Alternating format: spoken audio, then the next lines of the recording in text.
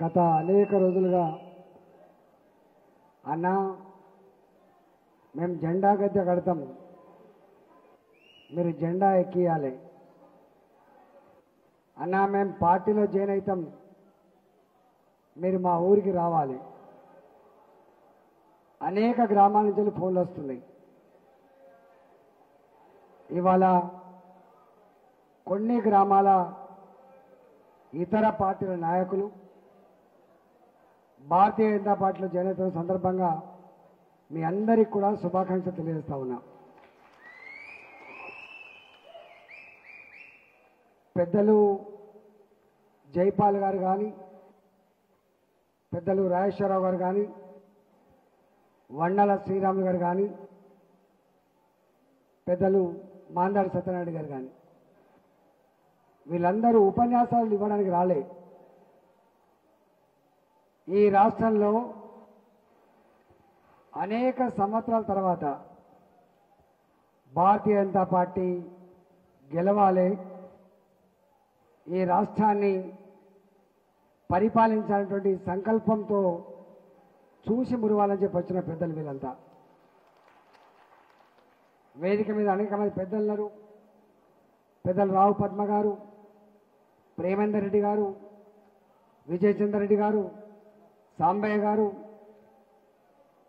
అదేవిధంగా సమ్మిరెడ్డి గారు, గురుప్రసాద్ గారు, జయంత్లాల్ గారు, జితేందర్ రెడ్డి గారు, రాజవీర్ గారు, మా శ్రీరామ్ రెడ్డి గారు,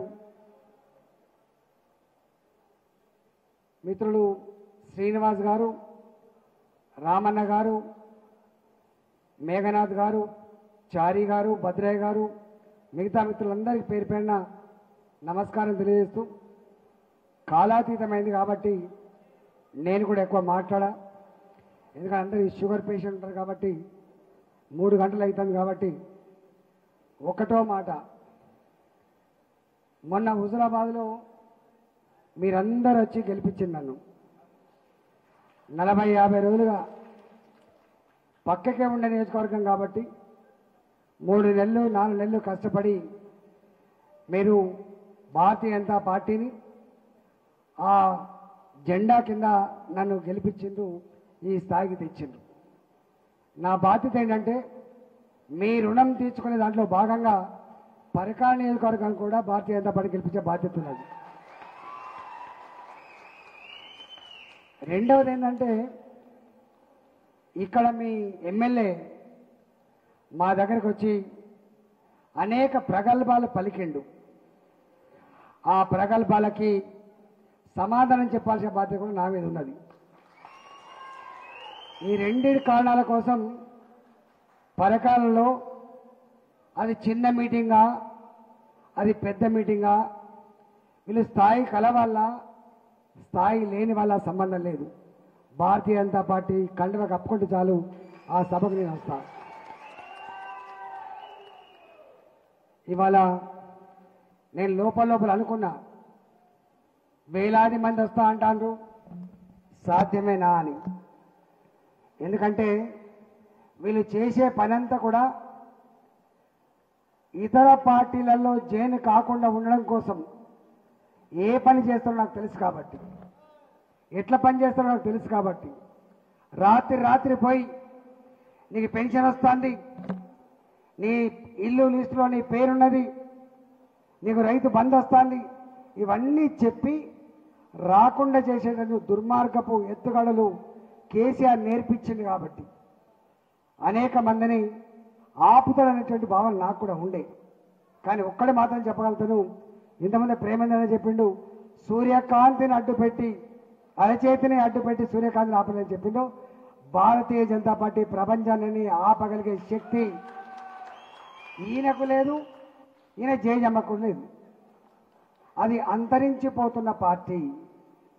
దీపం ఆరిపోయే ముందు వెలుతురు ఎక్కువేసినట్టుగా అట్లాంటి మూర్ఖ పని చేస్తాం. ధర్మారెడ్డి గారి గురించి నాకు బాగా తెలుసు. ఎందుకంటే నేను పార్లమెంట్ ఎన్నికలప్పుడు ఆయన ఇంట్లోనే ఉన్నా, దీనికి ఇన్ఛార్జిగా ఉంటుంది. నేను ఏం చేస్తానో నాకు తెలుసు కాబట్టి ఆయనకు 2 విద్యలు తెలుసు. ఒకటి, డబ్బు ప్యాకెట్లు ఎట్లా పంచాలి, దావతులు ఎట్లా ఇవ్వాలి. ఓట్లు ఎట్లా కొల్లగొట్టాలి, ఈ రెండే మాత్రం తెలుసు. ఈ రెండింటి తర్వాత ఏం తెలుసు అంటే డబ్బులు ఎట్లా సంపాదించాలో తెలుసు. డబ్బులు సంపాదించాలి, ప్రజల ఓట్లకు వెలగట్టాలి, గెలవాలి. కానీ ఆయనకు అర్థమైపోయింది. మొన్న ఆయన స్కూల్లో, సరస్వతికి నిలయమైన ఆ స్కూల్లో, విద్య నేర్పవలసినటువంటి స్కూల్లో మందు బాటిలతో బారు షాపుగా మార్చి సరస్వతి తల్లిని అవమానపరిచిండు ధర్మారెడ్డి. రెండవది, ఆయన ఇక్కడ 1000 రూపాయలు పంచేది, కానీ నా దగ్గర మాత్రం 6000, 10,000, 20,000 కూడా పంచాడు.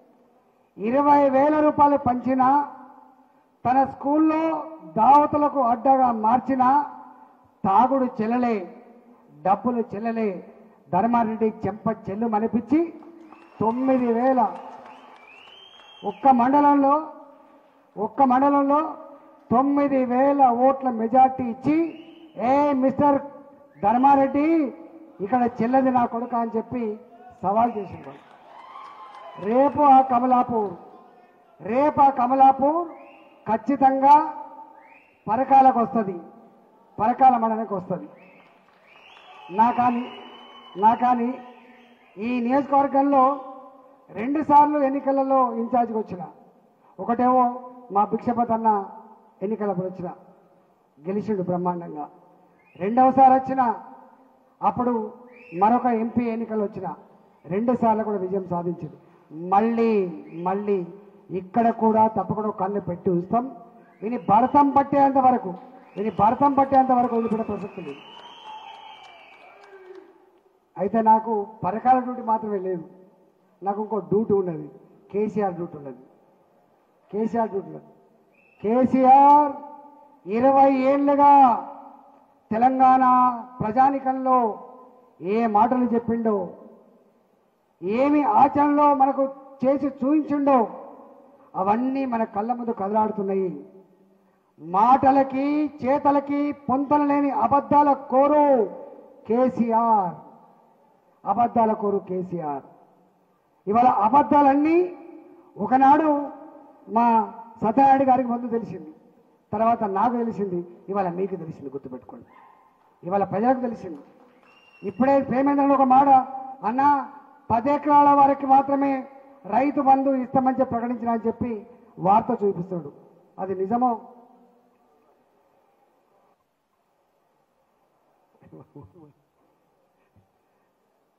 నేను అడుగుతున్నా, ఈ మాటలు మేము చెప్పినాం. కేసీఆర్ గారంత తెలివి మాకు లేకపోవచ్చు, కేసీఆర్ అంత హోదా మాకు లేకపోవచ్చు, కానీ కేసీఆర్కి మాత్రం అనేక సూచనలు సలహాలు ఇచ్చినాం. ఆ సూచనలలో రైతు బంధు ఇవ్వు, పేద రైతులకు మాత్రమే ఇవ్వు, భూస్వాములకు ఇవ్వకు. రైతు బంధు ఇవ్వు, ఇన్కమ్ ట్యాక్స్ కట్టే పెద్ద పెద్ద ఐఏఎస్ ఆఫీసర్లకు, ఐపీఎస్ ఆఫీసర్లకు, పెద్ద బిల్డర్లకు వేలాది ఎకరాల కోసం రైతు బంధు ఇవ్వకు. ఈ డబ్బు నీ జాగీరి కాదు బిడ్డ, ఈ డబ్బు మా ప్రజల చెమట బిందువుల మీద మా వాళ్ళు ఒక లిక్కర్ సీసాల మీద కట్టే డబ్బు 40,000 కోట్ల రూపాయలు బిడ్డ.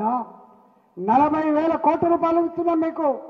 40,000 కోట్ల వెనుక తెగిపడ్డ పుస్తక తాళ్ళున్నాయి బిడ్డ. 40,000 కోట్ల వెనుక 35 ఏళ్లకే 40 ఏళ్లకే తాగుడుకు బానిసలై చచ్చిపోతే తల్లి లేని అనాథ పిల్లలను బిడ్డ. లక్షల మంది అనాథ పిల్లలు, లక్షల మంది పుస్తలు తెగబడ్డ మా ఆడబిడ్డల సాక్షిగా కడుతున్న 40,000 కోట్ల రూపాయలు భూస్వాములకు పెద్ద పెద్ద పెట్టుబడులకు ఇచ్చే అధికారానికి లేదని ఆనాడు చెప్పినాం. కానీ నువ్వు ఒక రాజు కాబట్టి మా మాట ఆనాడు వినలే. కానీ ఇప్పటికైనా అర్థం అయినందుకు ఇవాళ సంతోషపడుతున్నాం. మెడలు వంచినందుకు మేము సంతోషపడుతున్నాం బిడ్డ. ఇవాళ ఇళ్ల విషయాల్లో కూడా ఇప్పటిదాకా పోయినాం. మేము జెండా, అంబేద్కర్ గారికి జెండా వేసి పక్కకే మహిళల దగ్గర పోయినాం.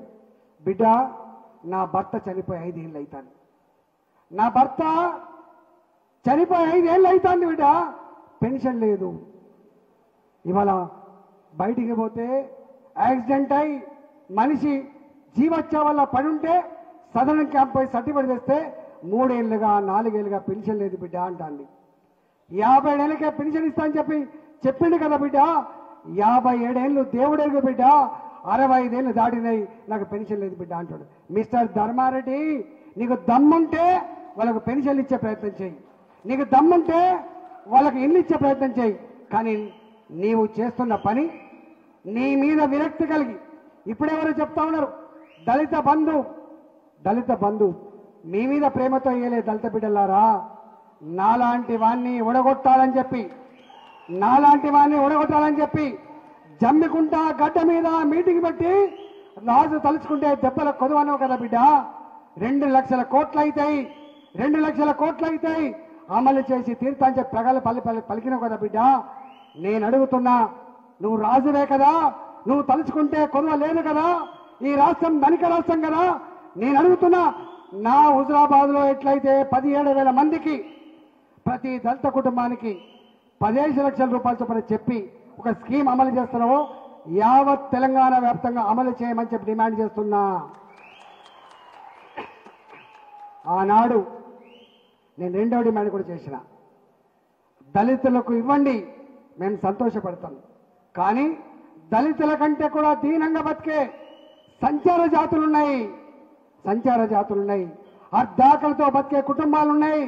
వాళ్ళు పద్మశాలులు కావచ్చు, వాళ్ళు సంచార జాతులు కావచ్చు, వాళ్ళు విశ్వకర్మలు కావచ్చు, వాళ్ళు ఒడ్డెరోళ్ళు కావచ్చు, వాళ్ళు ఎరకలోళ్ళు కావచ్చు, వాళ్ళు ఏ కులమైన కావచ్చు. కానీ బిడ్డ, వాళ్ళల్లో కూడా పేదరికం ఉంది. కని పెంచిన అమ్మా నాన్నకు అన్నం పెట్టలేకపోతున్నారు, కన్న బిడ్డలకు వాళ్ళు కనీసం చదువు చెప్పించలేకపోతున్నారు, కడుపు నిండా పువ్వు పెట్టలేకపోతున్నారు. బిడ్డ, వాళ్ళకు కూడా ఇస్తే సంతోషపడే వాళ్ళం Bharatiya Janata party. Hi friends, మా టుడే టుమారో యూట్యూబ్ ఛానల్ చూస్తున్నందుకు చాలా థ్యాంక్స్. మరిన్ని లేటెస్ట్ వీడియోస్ కోసం వెంటనే సబ్స్క్రైబ్ చేయండి. అలాగే ఈ బెల్ ని కూడా రింగ్ చేసేయండి. మా నోటిఫికేషన్స్ అన్ని మీ మొబైల్లో వస్తాయి. అలాగే మా వీడియోస్ మీకు నచ్చితే లైక్ చేయండి, షేర్ చేయండి, నచ్చకపోతే కామెంట్ చేయండి.